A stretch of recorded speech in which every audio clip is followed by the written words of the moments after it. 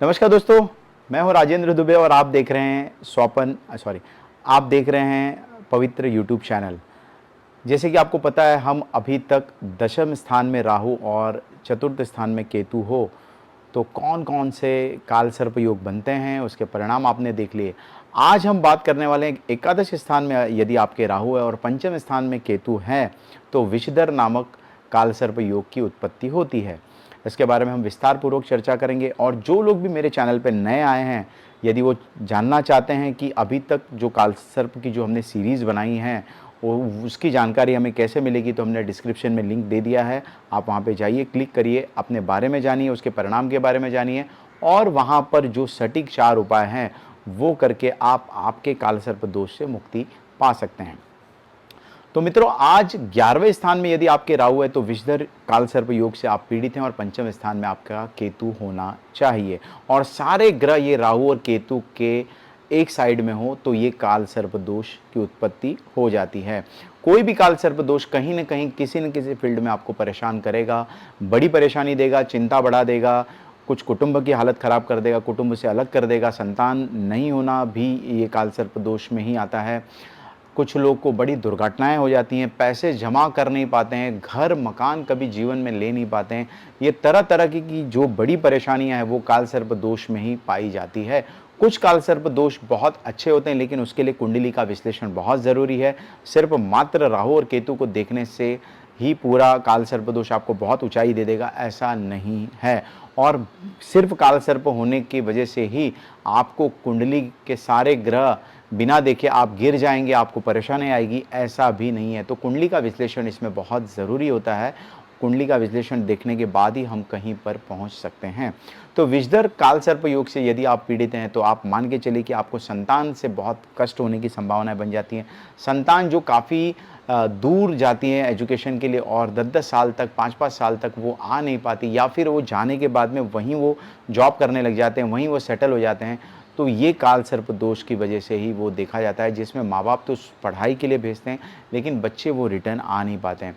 कुछ लोग की स्त्रियों की कुंडली में यदि ये काल सर्प बना है तो उनको पुत्र सुख की प्राप्ति हो नहीं पाती है, पुत्र उनको हो नहीं पाता है। ज़्यादातर कन्या संतानें ही होती हैं।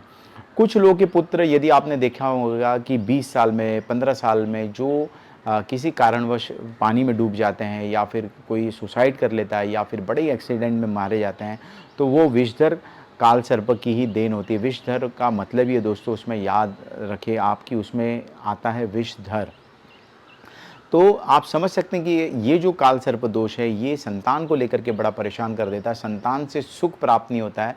यदि आपका पुत्र है और पुत्र शादी करने के बाद में अलग हो जाता है, आप हमेशा अकेले रह जाते हैं, ये कुछ कुछ भी परेशानी देने में सक्षम होता है ये काल सर्प दोष।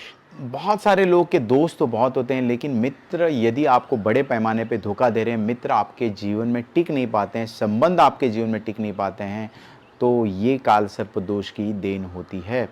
कुछ लोग आपके घर पे आएंगे, आपको बहुत अच्छा गाइडलाइन करेंगे, आपसे पैसे भी उधार लेंगे, फिर वो आपके जीवन से ऐसे उड़ जाते हैं जैसे घोंसले से पक्षी उड़ जाता है। उसी प्रकार से आपके जीवन से भी वो उड़ जाते हैं, पैसा देने का नाम नहीं लेते हैं, फ़ोन बंद कर देते हैं, दूसरे स्टेट में चले जाते हैं, आपको पता ही नहीं चलता। ऐसे धोखे भरी जो घटना होती है बिकॉज़ ऑफ ये विषधर काल सर्प में ही देखने को मिलती है। और दोस्तों, जो लोग विद्यार्थी गण हैं उनके कुंडली में यदि ऐसा काल सर्प दोष है, सारे ग्रह राहु और केतु के अंदर ही है, तो एजुकेशन में भी आपको दिक्कत आ सकती है, एजुकेशन क्षीण हो सकता है। एजुकेशन को आपको लोन लेना पड़ेगा और लोन लेने के बावजूद भी एजुकेशन नहीं हो पाता है, आप कर्जे में चले जाते हैं। तो इसके लिए कुंडली का ज़रूर विश्लेषण कर लेना चाहिए और इसके लिए सटीक उपाय कर लेने चाहिए। तो मित्रों, आइए अब हम बात कर लेते हैं कि 4 ऐसे कौन से ऐसे उपाय हैं जो आपके विषधर योग को बहुत अच्छी तरीके से कम कर देंगे।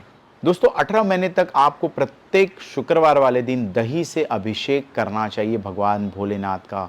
तो इसमें आपको बहुत ही राहत मिलने की संभावनाएं बढ़ जाती है। दोस्तों, नाग पंचमी के दिन में आपको चांदी का सर्प बना करके उसकी पूजा करनी चाहिए और कम से कम 21 माला ओम नमः शिवाय का जाप करने के बाद में वो जो सर्प है वो भगवान शिव के यहाँ पर ही आपको दान स्वरूप में रख करके आ जाना चाहिए। प्रत्येक शनिवार को आपको कोई भी पीपल का वृक्ष है वहाँ पर यदि आप जल देते हैं तो पीपल के वृक्ष में भगवान विष्णु का वास होता है, शनि देव भी आपके ऊपर कृपा कर देते हैं, दारिद्र्य भी भागता है। इसीलिए ये जो विषधर सर्प दोष हैं, इसके लिए रामबाण उपाय है कि आप कोई भी पीपल के वृक्ष में आपको निरंतर तौर से जल का अभिषेक आपको करना चाहिए।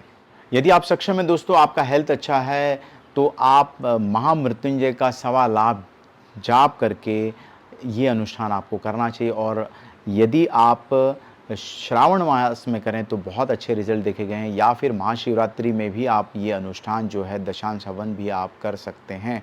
कुछ समय पहले से आपको शुरू करना पड़ेगा और जिस दिन महाशिवरात्रि आती है उस दिन आप दशांश हवन करके आपको भगवान शिव की कृपा प्राप्त हो पाएगी। तो दोस्तों ये जो 4 उपाय हैं ये बहुत सटीक वाले उपाय हैं, लोगों ने किए हैं, उनको बहुत अच्छे रिजल्ट मिले। आप भी करिए, आपको इससे फ़ायदा अवश्य होगा, और फ़ायदा होगा तो कमेंट्स बॉक्स में आप ओम नमः शिवाय ज़रूर लिख दीजिएगा। दोस्तों नेक्स्ट एपिसोड में हम लास्ट एपिसोड अपना बनने जा रहा है काल सर्प दोष के विषय में, जो कि 12वें स्थान में राहु हो और 6ठे स्थान में केतु हो, उसको क्या कहते हैं और इसके क्या कुछ रेमेडी है, ये जानने के लिए आप हमारे चैनल से बने रहिए। धन्यवाद, नमस्कार।